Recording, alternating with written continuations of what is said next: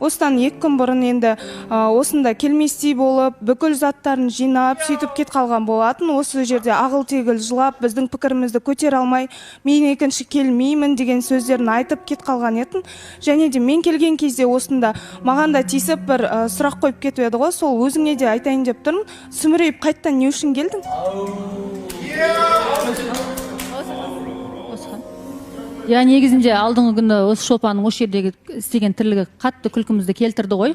Мына жерде өзі айтады да, мен осы бақытты ұстанамын, мен всегда шындық айтам, тік айтам дейді да, бірақ тек негатив айтады. Айтқым келеді, іріген ауыздан шіріген сөз шығады деп. Егер сен сол бақытты ұстанған екенсің, онда неменеге қатысушылар мені негатив айтады дейді, мені жақтырмайды деп жылайсың мына жерде. Как будто бір ботасынан айырылған түйеде ұқсап, бүкіл эфирді басына көтеріп, боздап, сол қайтып кірер есігіңді қатты жабатын болсаң, онда сәл 34 жасқа келгенсің ғой, ойланып тірлік істе. Барлығы енді Шолпанды білеміз ғой, тілі ащы. Осы жерде отырып алып барлығына тиіскен кезде керемет. Енді осындай жағдай айтады ғой, сиырға туған күн бұзауға да туады дегендей, сен алдында келерде осы Жанеркеге қандай сөздер айттың? Дәл сол жағдай енді сен басына қайталанып отыр да, сен әшейінде ауыз жабылмайтын Шолпан бұл жерде нағып үндемей отыр деймін да бір. Сөзді өзіне берсек бір, микрофон берсек өзіне бір ауыз айтып жіберсін. Тимур, сенің айтқаның жөн болмас, енді мына екі кісінің айтқанына кішкене жақсыма деп отырмын. Сен енді бір әйел адам сияқты бүйтіп сөйлегеніңе мен бір таң қалып отырмын. Мына екі кісіге жақсы болды негізі бұл дүниеші. Әшейінде осы жерде отырған кезде болмайтын нәрсе қырылып отыр еді, қазір бұл екісі бір рахаттанып отқан сияқты да. Бұндай нәрсе болмайды достар. Негізі Шолпан айтса да шындықты айтады әрине, бірақ та өйтіп сүмірейіп не үшін келдің, тілің жұтып алдың ба деген сияқты провокационный дүниелерді біздерге салып қойыңдар.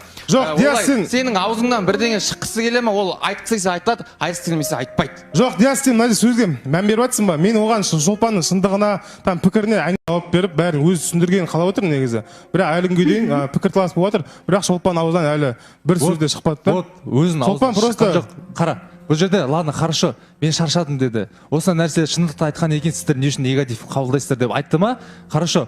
Енді заттарын алып кетті дейді. Енді ол чемодан барғанда, может, заттар көбейін, екі апарып тастағанша демалысы келген шығар. Сендер өздеріңе андай вывод жасап аласыңдар да миыларыңызша, сол нәрсені өздеріңе құрып аласыңдар, ортаға айтасыңдар. Жоқ, сол кезде біреуің бар Шолпанға жақындадыңдар ма? Кетіп жатқан кезде. Мен өзім жеке жақындаған болатын. Шолпан іште шақырып жатыр, сөйлесейік, дұрыстап ақылмен шешім қабылда деп. Шолпан сол кезде ешкіммен сөйлеспестен, артына қарамастан даже кетіп қалған болатын. Яғни 2 күннен кейін осы жерге келіп қайтып отыр да. Оның алдында просто Жанеркеге айтпаған сөз жоқ осы жерде. Мен соған қарап айтып жатырмын. Бұл жерде Шолпанның жеке басына қатысты мен ондай ешнәрсе айтып жатқан жоқпын. Пікіріне байланысты тұрған кезде бұл жерде ешкіммен сөйлескісі келмейді. Неге десең, өткен адам ашулы кезде біраз нәрсе айтып қою мүмкін да, сондықтан өз-өзін